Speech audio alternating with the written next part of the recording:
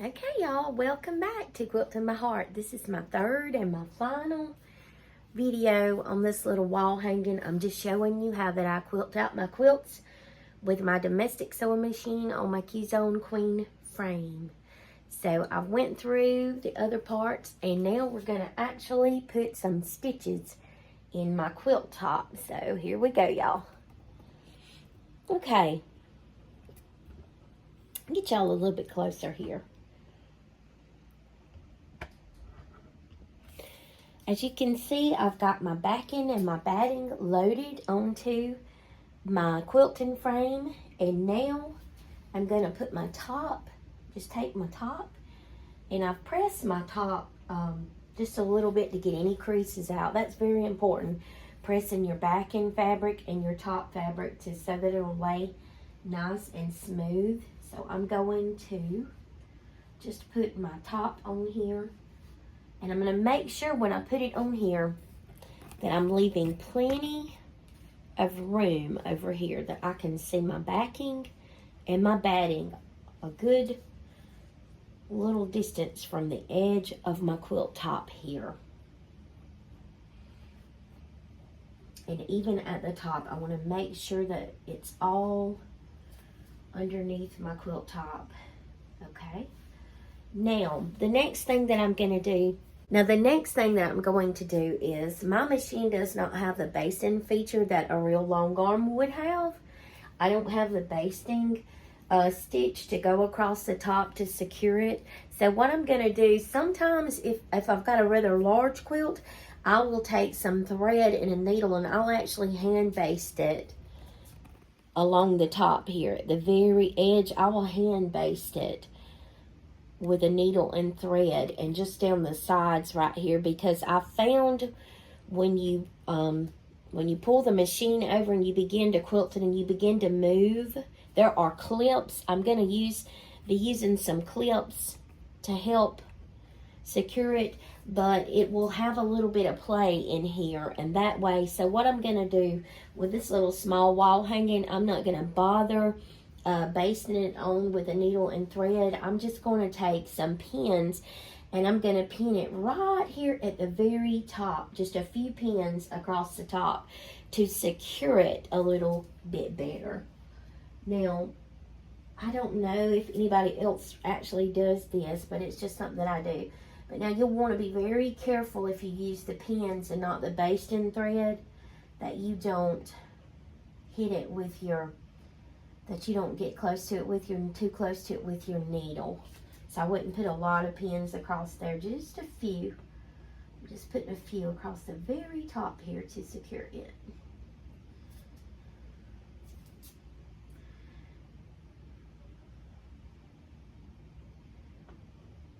That way, if I accidentally was to run off with my needle too, I won't catch my needle in my batting, because that can happen.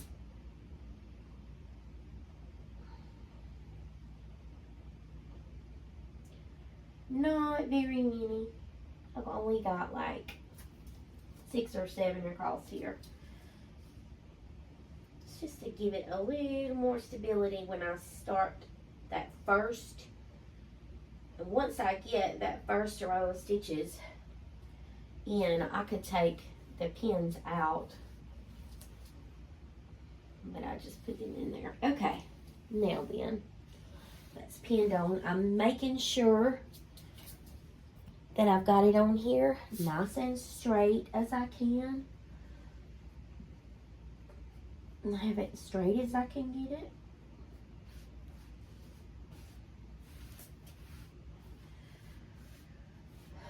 Alrighty. And I'm going to go over here to the ratchets at the end. I'm going to depress it and let this drop just a little bit on the bottom. And I'm going to draw it up tight on the top. All right. And you see that it's pulling it up to that first, so that I'll be laying in my first line of stitches right along the top. Okay. Now, I have a long Tractor Supply yardstick, and I just take this yardstick and I kind of smooth it out. Just run it over and smooth all the wrinkles, making sure I've got all the wrinkles out of my quilt top, because I don't want to have any fabric that might pull and pucker and make tucks on the front or the back. So I'm just smoothing it out. Okay, these plastic C-clamps, these little clamps, they go onto the bottom rail to hold it secure, and you can make it taut so that you can do some quilting on it, and your quilting, you won't break your needle and all. You need some tension on it. It doesn't have to be really tight. You don't want it tight. But then again, you don't want it loose either.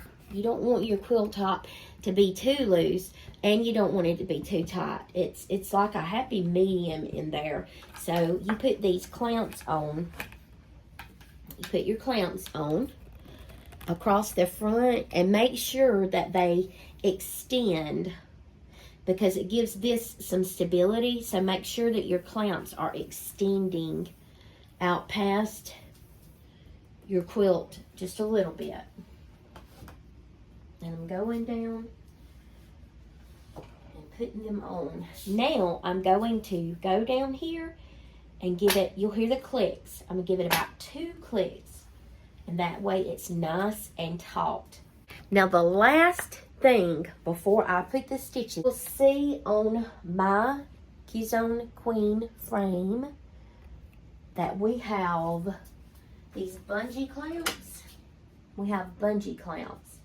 I'm going to pull them, and it's got a little, like a gripper in it, and you depress the top button, and I'm going to put this clamp onto my backing and my batting fabric right up to the edge of my quilt, but not on my quilt top, just on my backing and my batting.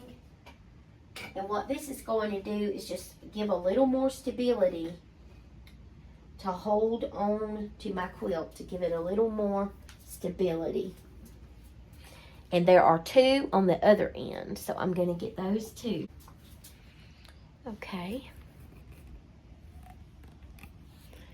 You can see here, I've got it, and I'm clamping it on to the backing and the batting. I use that second one because it kind of, when I put the second one on up here, it kind of gets in my way. So I'm just gonna, we're gonna use this one, this bungee clamp, but I'm not gonna use the second bungee clamp. Okay, so now, all right, I have my quilt loaded. I'm ready to put my first stitches in. So what I'm going to do is make sure that my presser foot is up. I have my thread here ready to go. Alrighty. I'm going to bring it over. I've got my presser foot up, and I'm going to slip my backing, my batting, and my top between my presser foot and the bottom plate on my sewing machine. Okay, I'm going to move up to the very top corner here, being really careful. I'm going to lower my presser foot. That's going to hold my machine. I'm going to lower my needle.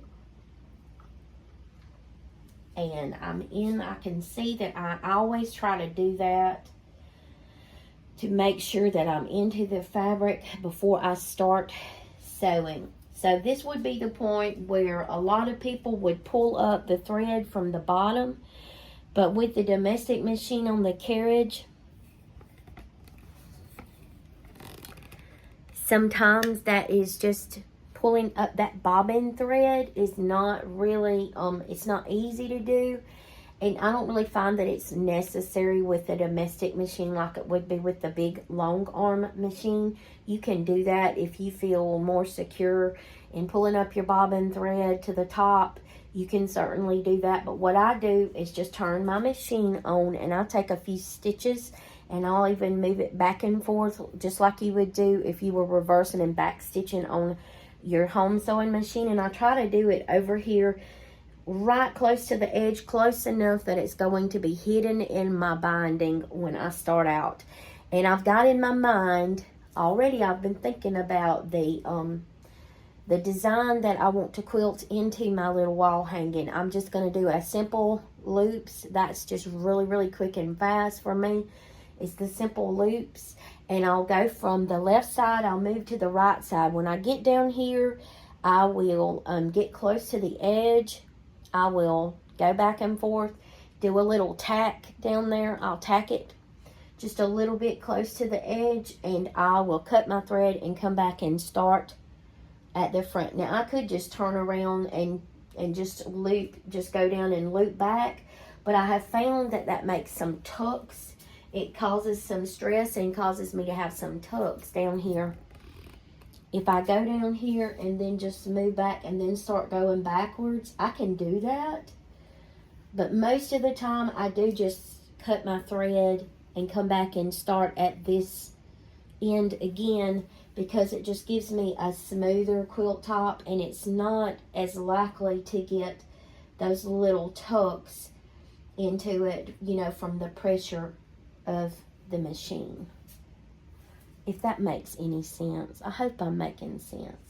Okay, I've got my machine. I've got it set on 5.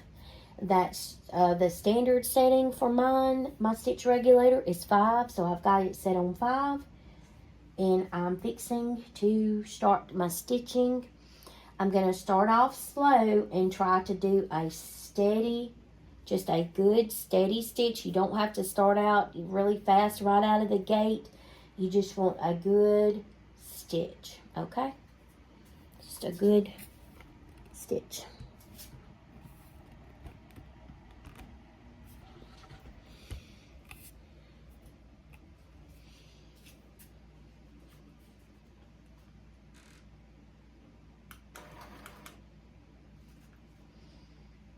Okay, here we go.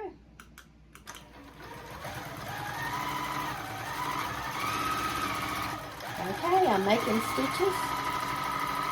Looks like my stitches are nice. My tension is good. I'm just going to continue across the top here. Just making my little loops.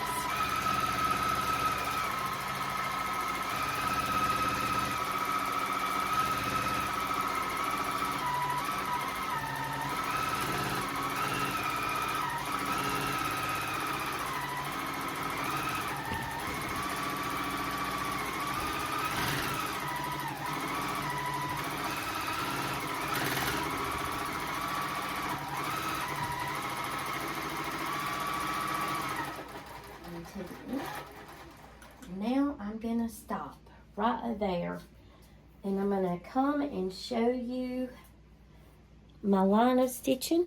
So can you see my line of stitching going all the way down to the end? I hope y'all can see that. So now I've told you what I'm doing. I wish you could see it better, but I'm going to set you on tripod and just let you watch me go. Okay, here we go. Lifting my presser foot up, breaking my thread, coming back down here.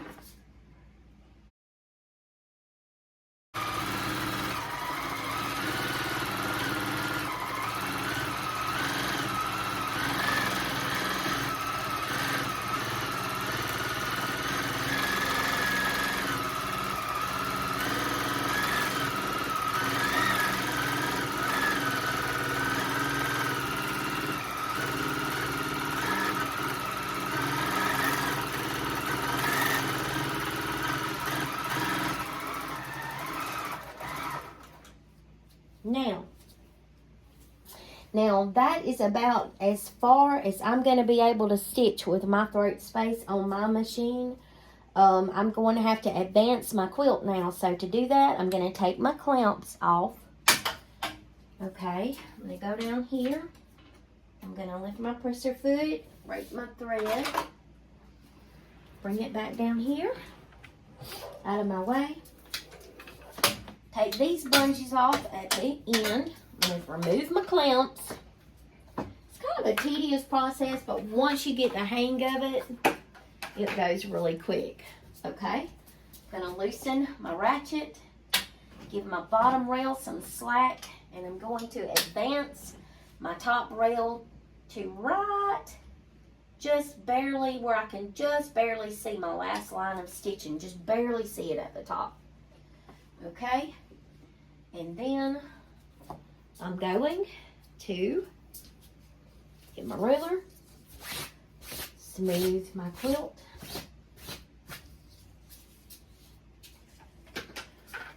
return my clamps,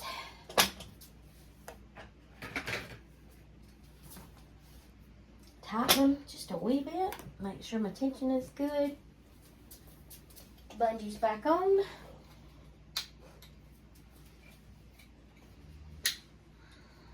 and here we go.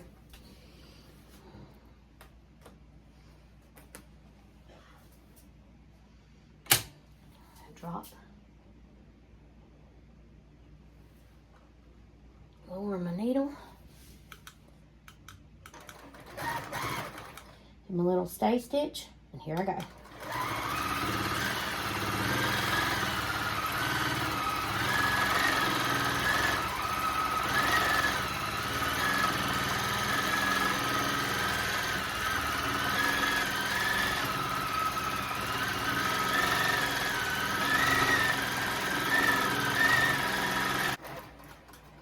I'm happy with the way that she's stitching.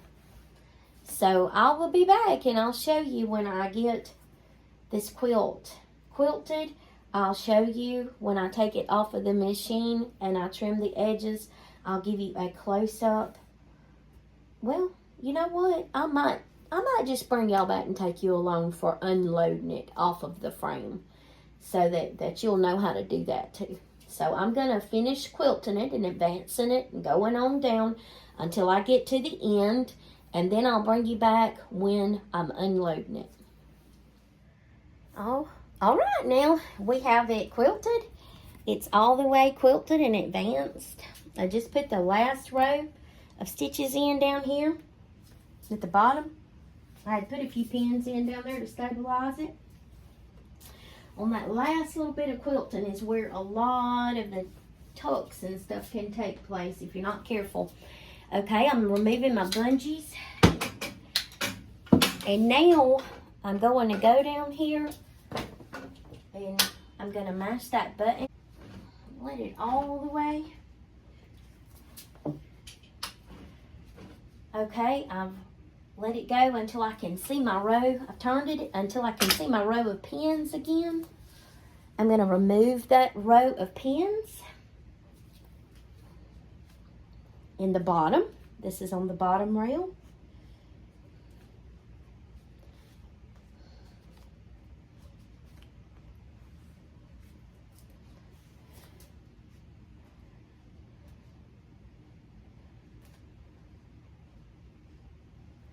Okay, I've removed the row of pins. Now my quilt is flopping free, and I'm going to go back up here to my top rail, and I'm going to press down on the button, and I'm going to unroll my quilt, this frame, until I see my pins. Then I'm going to go in and take out this row of pins at the top here.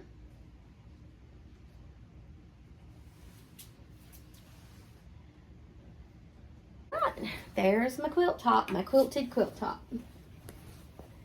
My wall hanging is quilted.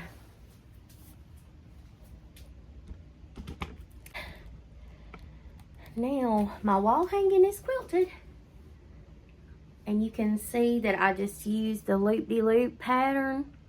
Just some simple loops.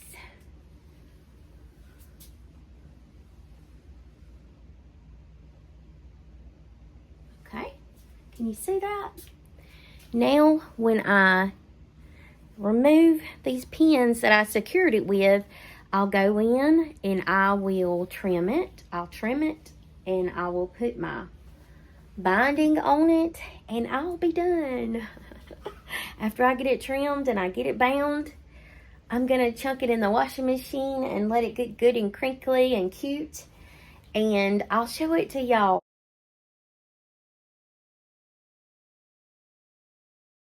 And I'm going to hang it up in my kitchen on my quilt rack in my kitchen, and I'm going to enjoy it. So I hope you've enjoyed this 3-part series. I know that my videoing is not the best, and I know my technique is probably not the best. And if you've got any, if you've done frame quilting and you see where I'm doing something terribly wrong that I could be doing a lot better, don't hesitate to tell me in the comments what I'm doing wrong. But I hope that you've enjoyed this. I just wanted to show y'all just how that I am using my domestic machine on my Grace Qzone queen frame, and I'm learning as I go. This is a learning process. It's not easy.